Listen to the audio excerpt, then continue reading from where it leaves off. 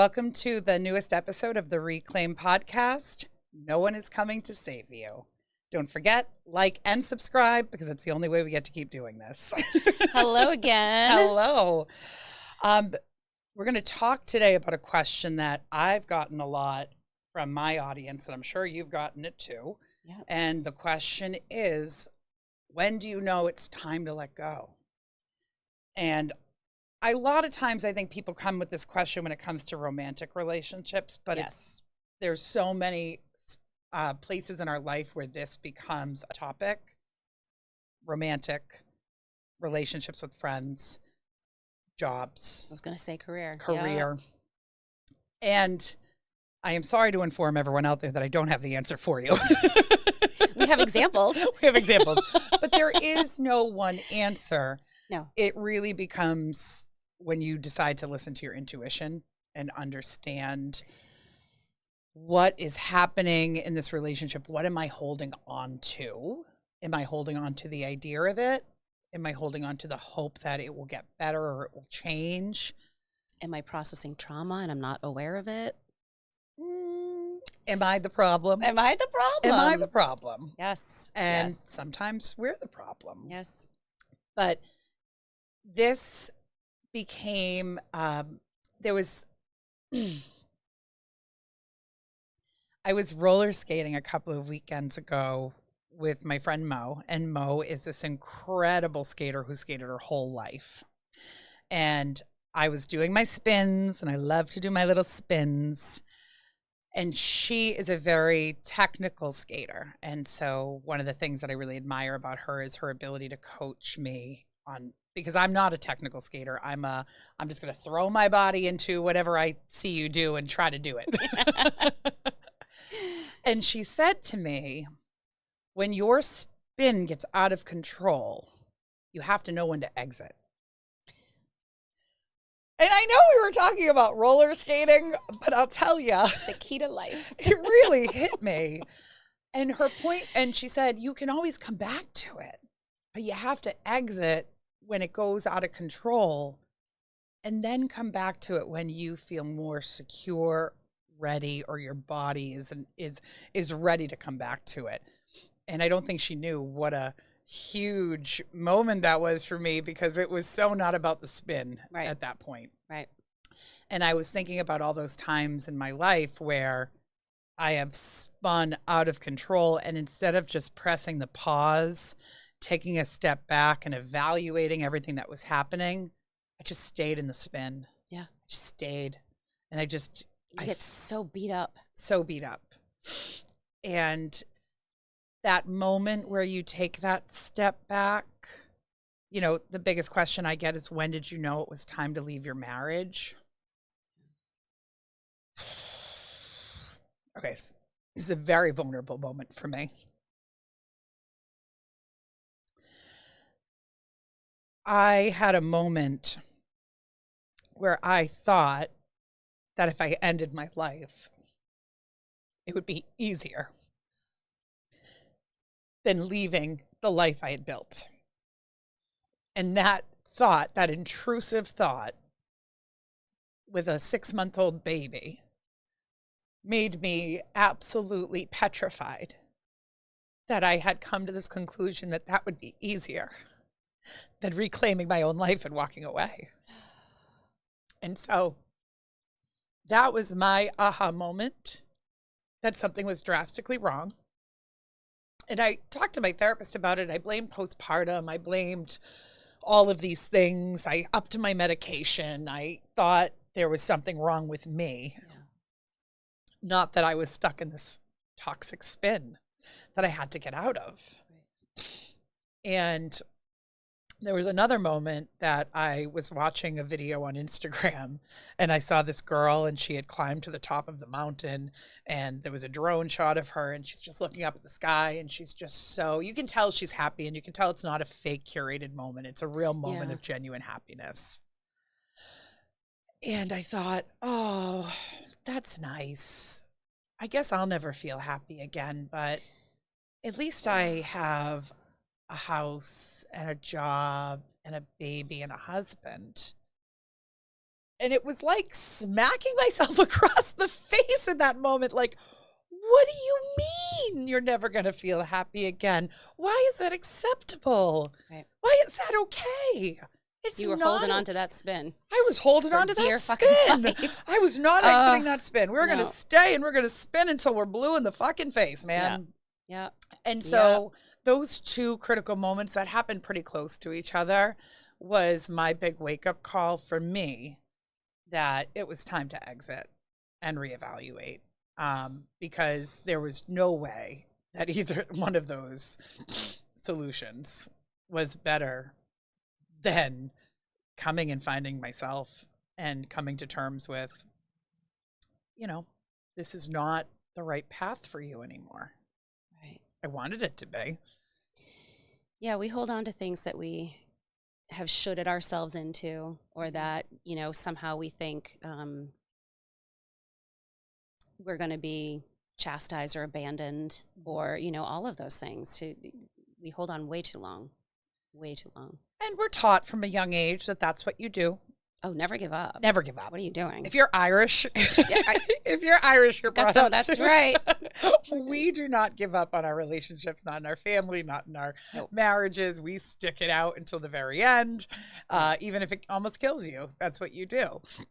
And so the answer for that very hard question of when do you know it's time to exit, I think the answer comes when your body is physically rejecting the life that you're currently in, Yeah. And there are many different ways that your body will reject it. Like, there's no one way, which is why it's so important to be in tune with your body. Right. Know yourself so well. Like when you get up to go to that job and you have every Monday morning, you just have dread and anxiety of walking into that building, and that that's 8 hours of your day that you're just going to dread the entire time. We forget we have a choice. We think that there's rules to this game of life, and really there is no rules. We've created them. We've created these rules that are completely fake, made up by human beings, and we've just decided that, well, this is the path I'm on, so I have to stay on it because this is the path I chose. Right. And nobody gives us permission to just put a stop to it all and take a right or a left. And it takes so often coming to those crisis moments like you were talking about, or the universe smacking you upside the fucking head enough times, whether it's an illness or crazy shit happening, in order for us to go, wait a minute, I'm changing how life gets to show up for me, when it doesn't have to get to that point. Right. You can just decide that life is going to show up for you differently. And I don't mean that, I know that sounds like, oh yeah, Melissa, but we've literally done it. Right. Like, I just made a decision. I drew a line. I don't even say line in the sand. I say line in cement. Like, that line's not moving again. I like line in cement because once it hardens, we're not going back. Done. It's true. And half the time we don't want to admit to ourselves that we're the ones that are keeping ourselves in these horrible scenarios. Oh, every time. Every time. It has nothing to do with me. It's my husband or my boyfriend or my partner isn't good and they need to change and they need to do this, or, I can't leave this job. I've invested too much time here and I'm up for a promotion. And no, none of that matters if you decide every day to stay, or you are not actively making a plan to leave. And let's face it, most people are stuck because of finances, right? Financial insecurity, or they haven't had the opportunity to make their own money in a while, so they don't know where to start. But we're in a world right now where there's a will, there is a way. And is it easy? Fuck no. And there are people who've done it who are willing to help. You can reach out to. There are. Yes. And everybody's scenario is different. Right. But if you've come to this point where you're in a spin and you need to exit, when you are in this exiting process, right, that pause, that moment of, as Mo said, you can re-enter. Well, the re-entering doesn't mean that you're going back to the old life. That's right. Sometimes you have to stop the spin, step out of it, and start evaluating. Okay, what's my plan? And we were just talking about this where, you make a decision that the universe is going to work in your favor. Yes. I had no idea what my plan was when I was separating from my husband. I told him that I wanted a divorce with no plan in place. I mean, I had just left my full-time career as a retail store manager with a salary. Listen, if you're going to burn it down, you burn it all down. You burn it all down. The whole thing. I just didn't realize that you actually can't get a loan for a house if you quit your job. And I'm a realtor, and I kind of forgot about that piece. Because I was still making money. Why can't I get a loan? I've got plenty of money coming in from real estate. Well, yeah, but you haven't done that full time yet. I was like, well, that sucks. Hold on. What am I going to do? The day after I told him that I was leaving, or that I think this is over, my girlfriend messaged me that she wanted to sell her condo. And I said, okay, sell it to me. And she was like, what? I was like, yeah, I'm leaving. And then from there, when I couldn't get the financing, I just kept saying to myself every day, this is my condo. This is my condo. Yes. I'm going to get this condo. No matter what, I'm going to get this condo. And I was able to get a portfolio loan last minute. Somebody had mercy on my soul. They knew my story. They wanted to help, and they had seen my work history, and they just knew that I had it in me, and they believed in me enough to, and I'm not saying this is how it works out every time. Banks don't just believe in somebody. I had a good former relationship with this bank, and they gave me a portfolio loan, which is considered a non-QM, non-qualifying mortgage. And I was able to buy this condo, and it was my saving grace. I have a similar story. Interestingly, I think the power of story is really important. I think the more stories that we share, so people know, like, it does work out. Mm-hmm. But related to a living situation, I had thankfully been able to move out of that 2-bedroom apartment where the kids and I were, but the new place that I was in didn't work out. It's a lot of details that aren't needed, but I now had to find a place for my kids, and I knew for sure I was not going back to living like we were living. It was the line in cement. But my business wasn't making enough income yet. Mm-hmm. My credit was still repairing from a divorce, right? Nothing made sense on paper anywhere, like nothing. The place where I decided that the town that I wanted to be in, anything that came up for rentals was immediately taken. Like, it was just, everything was stacked against me. I kind of like that. I think that's another toxic trait of mine. I like it when everything is like really hard and like there's no net and like you just have to leap. But I remember I was meditating and my form of prayer and I heard this inner voice say, what do you want? And it was very like, no, what do you actually want? None of this like, how are you going to survive shit anymore? And I was like, well, I need this many bedrooms, this many bathrooms. I want a garage. It needs to be in this town, this type, like all this stuff. Again, made zero sense. And then I just started following the intuitive nudges. You were mentioning intuition before, how you know when it's time to get out. It's also how you know the path to take to get back in when it's time. And it was miraculous the way the exact thing that I decided I would have for my kids just landed in my lap. Like, it made absolutely no sense. I didn't have, like, even rental, like income for renting. I was terrified that I wouldn't have enough, that nobody would rent to me. And this landlord was like, you're good. And he brought the lease and like, it was just amazing. So I think, the universe is always working in your favor almost. It always is, but you have to be willing to let go of all of the spins. Mm-hmm. And letting go of the initial reaction we want to have of, this is never going to work. Which There's is a no spin. way. It is. It's very similar to that quote, if you think you can or you think you can't, you're right. Yeah. The decision to blow up your life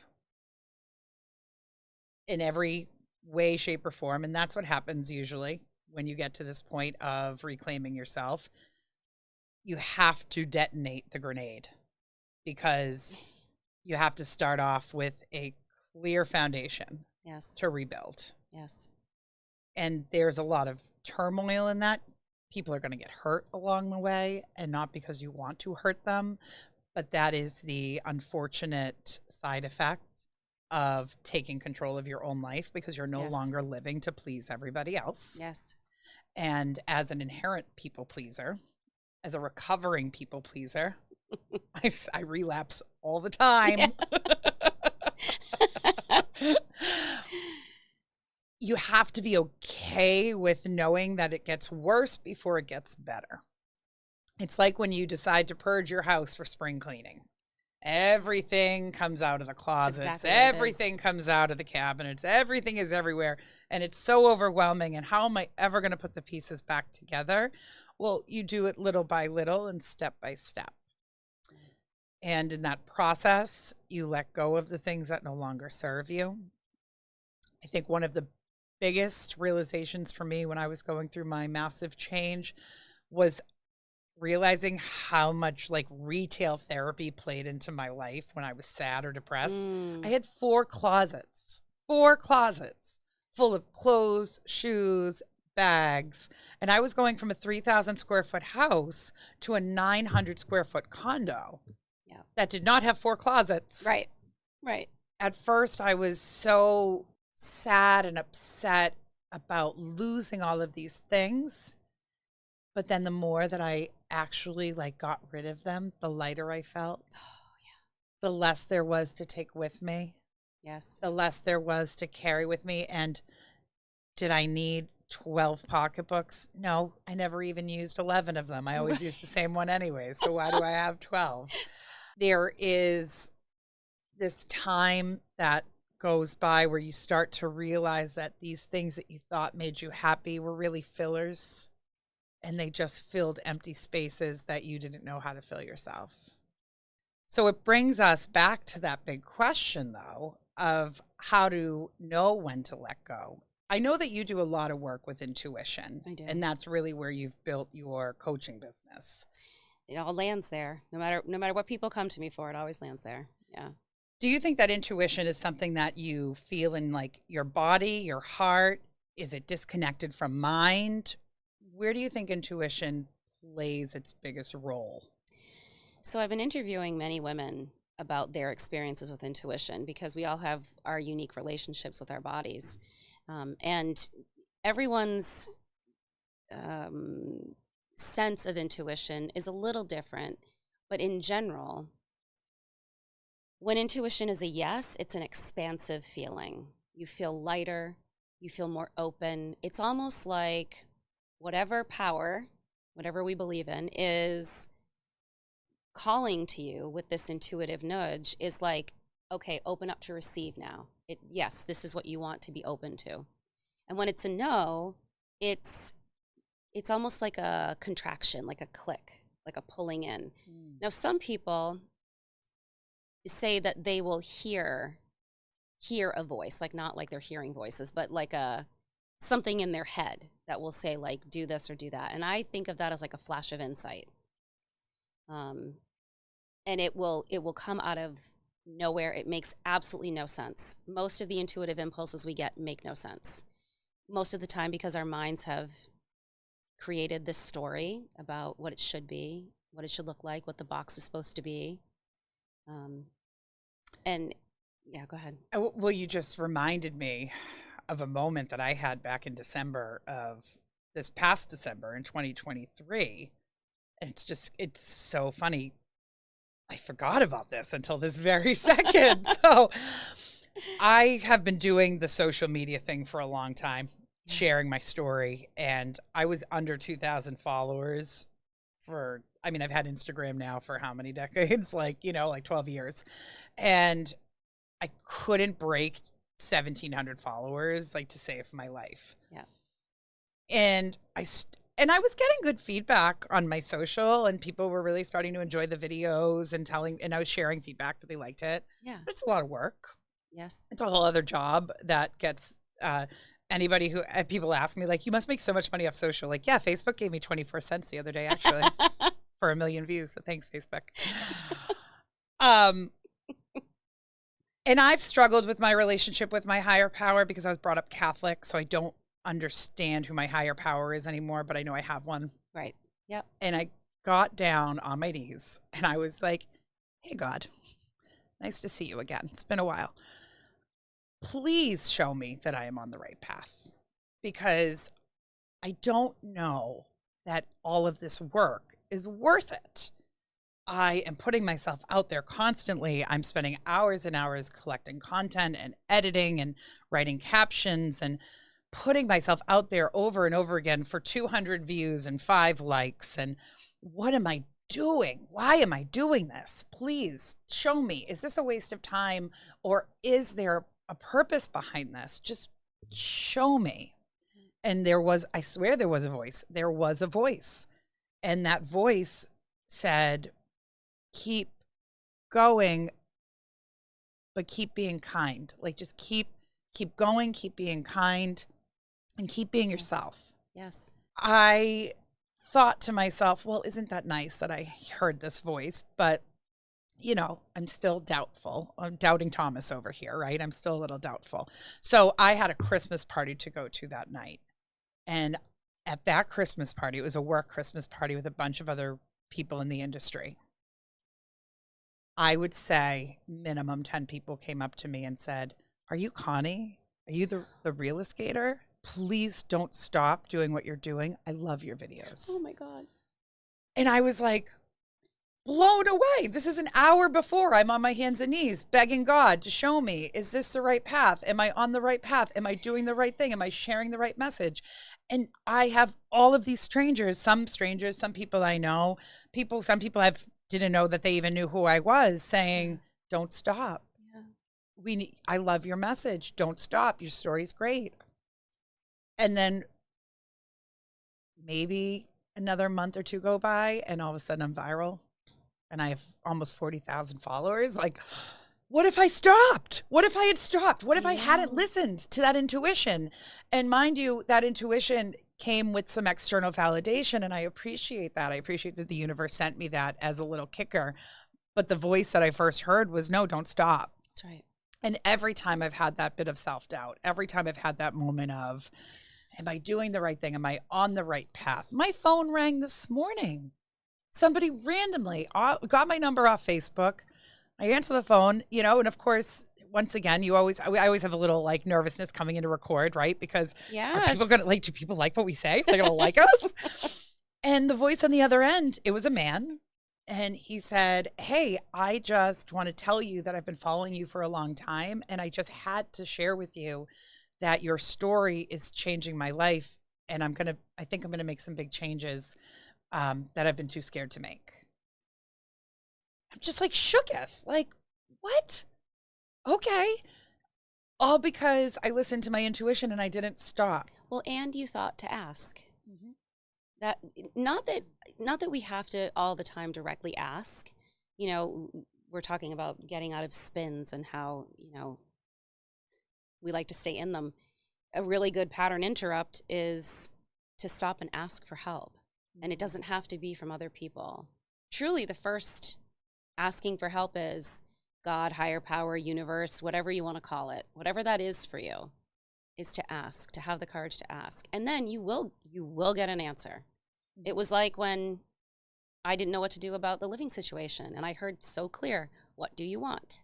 I think the ask really is asking yourself. Oh, yes. Asking your higher power, asking the universe. Because if you go, I hate to say this, but don't ask other people.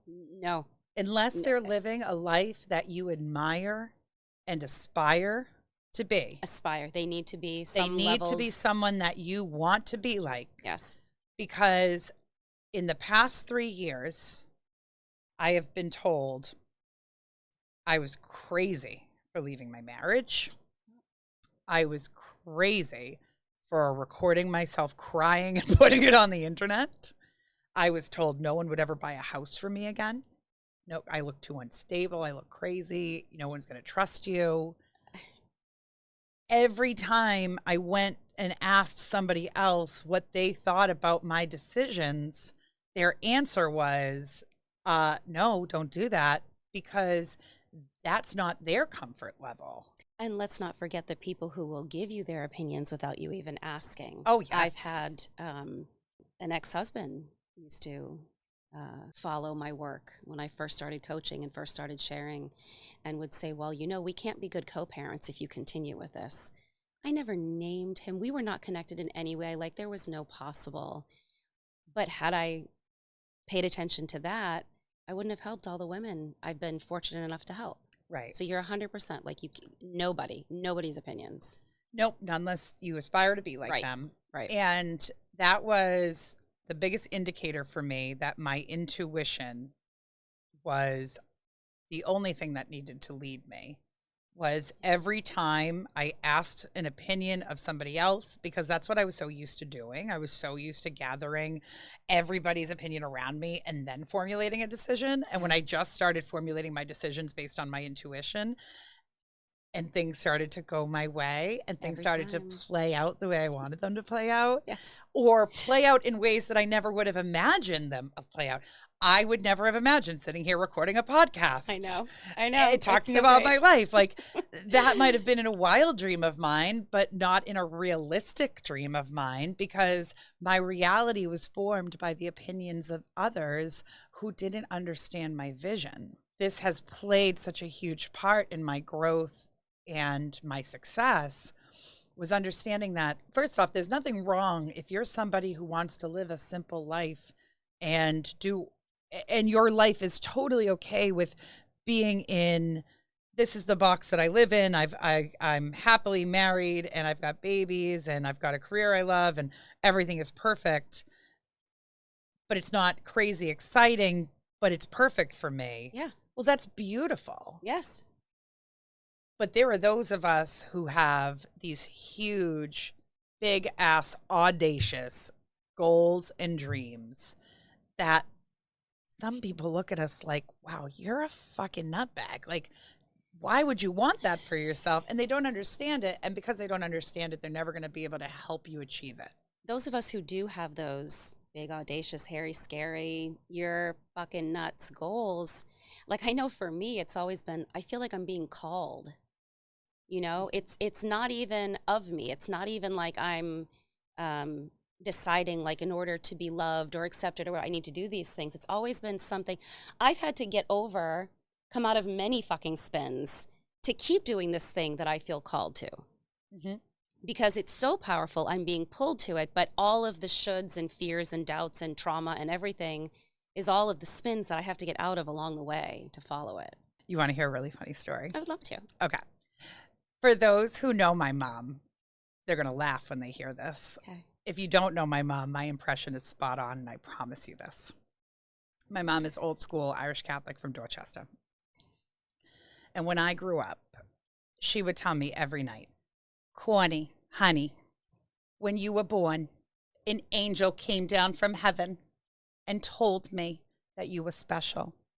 And that angel told me you were going to change the world, Connie. You, Connie, are so special. And so I grew up with this complex thinking I'm supposed to do something big. I'm supposed to do something great with my life, which is probably why I felt so uncomfortable when I was spending 10 hours a day on a couch, just like eating potato chips, watching Grey's Anatomy on my Tuesday off. Like, what is this? This is my great thing, huh? And so when I decided to reclaim my life and I made the steps and I'm going through my divorce and I'm rebuilding my life from scratch, I said to my mom one time, Mom, can you tell me more about the angel? Because I'm really lost and I'm trying to figure out my way. And she's a very religious person. So I said, I just need to know, like, what did the angel say again? Because I believe you that this is my purpose. I just don't know where I belong. And she said, honey, it was like an angel came down. It was like an angel was there. All those years. My whole life is built on a lie.